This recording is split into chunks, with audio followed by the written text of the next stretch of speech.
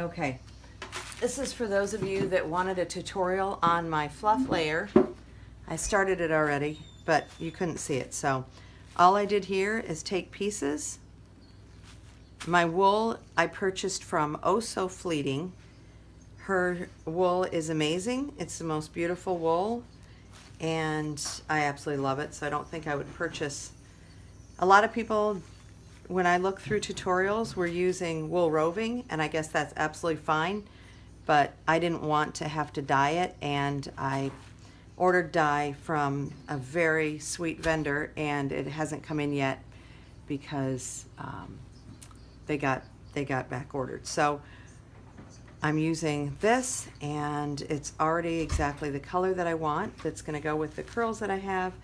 But all you do is take them and make it in pieces and try to make it so that they're thin layers. I didn't take that much care as the people that were in the tutorials did, and it seemed to work out fine, but I guess maybe being more careful is better. But I just went ahead and made layers like this, and just place them down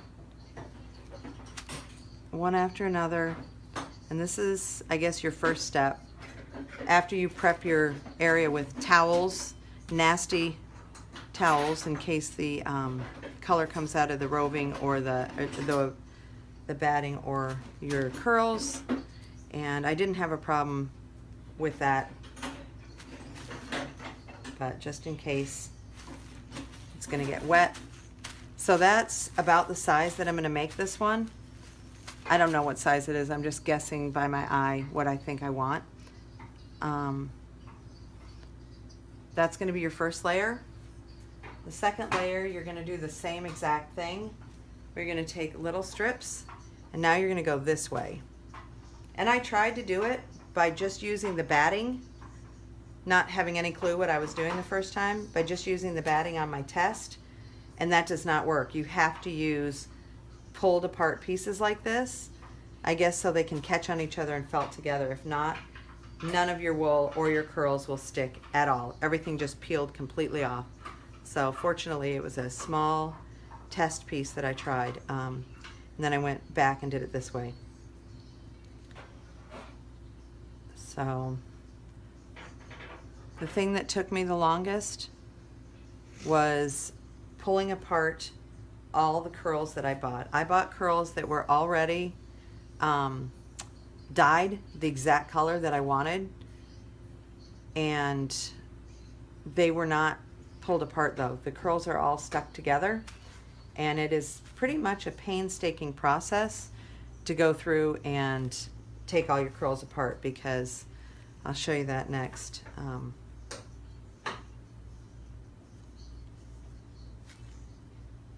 It's a lot of work. It maybe took me 45 minutes to get all my curls pulled apart.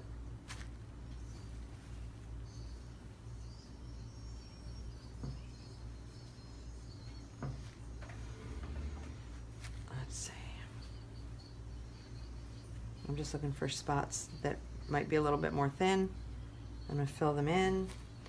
My husband put a paint stirring stick up on my chandelier, so hopefully you can still see me and it hasn't swirled around.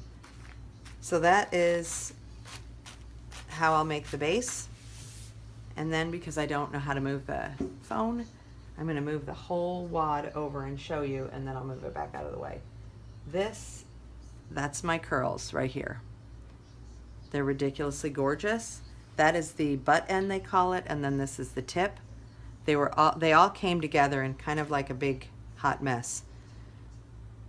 So they're gorgeous, but they were not ready to use in any way.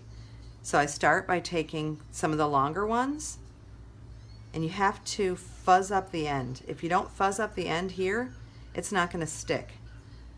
Like if you had a curl just like this, and this end was the same, and you placed it here, it's not going to felt to this. It's just going to come right off. So what you do is kind of fuzz this end.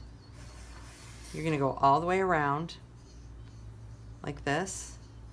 And this might be what I did, that a lot of people said mine looked different.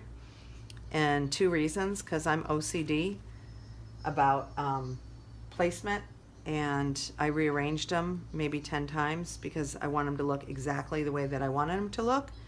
Because so far, every felted layer that I've purchased has not come to me at all the way that I thought it was going to. They didn't look the way I wanted them to look. The curls aren't the way I wanted them.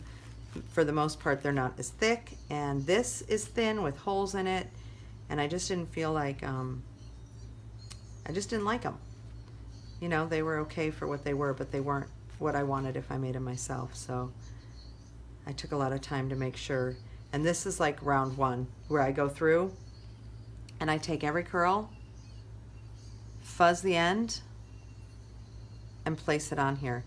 Now I did this, obviously this takes a long time, so I'm not going to video the whole thing.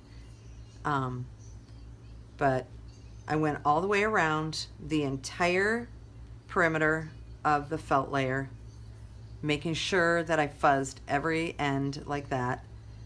And then after I did that all the way around, I came back in, and I also make sure that I kind of mix up the colors as best as I can.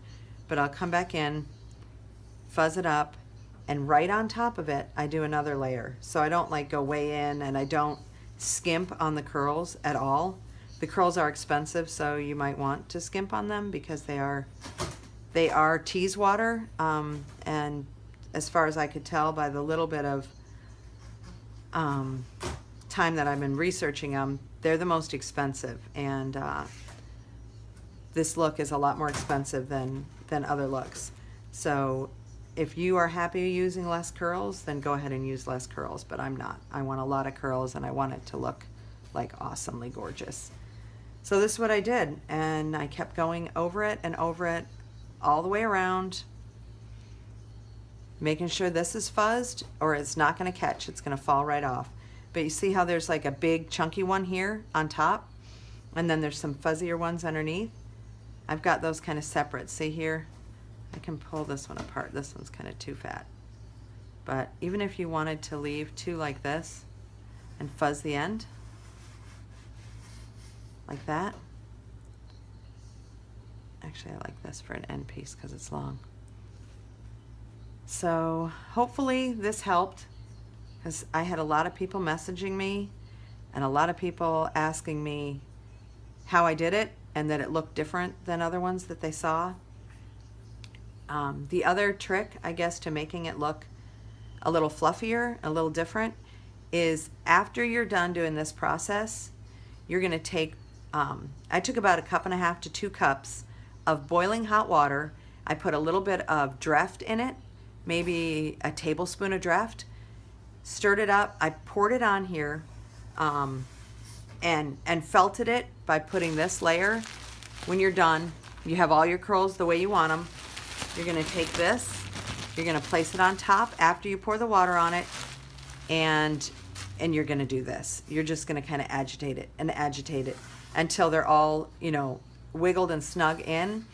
Then when I go in and I start lifting my curls midway through, and then I take my towel and everything and I roll it up, and I agitate it by rolling it back and forth, back and forth. Again, I stop, I open it, and I lift up the tips of all my curls. And then after the entire process is done, it's not dry, it's just finished felting. When I'm finished felting, I shake the tar out of it. And I shake it and I shake it, and I take my hands and I wiggle it and I wiggle it and I shake it, which you might think it's too fragile to do that. But for me, it was worth the risk because I figured I'll needle felt it if it falls apart. And it turned out awesome. It turned out exactly the way that I wanted it. So hopefully this will help for the people that had any questions about how I did it.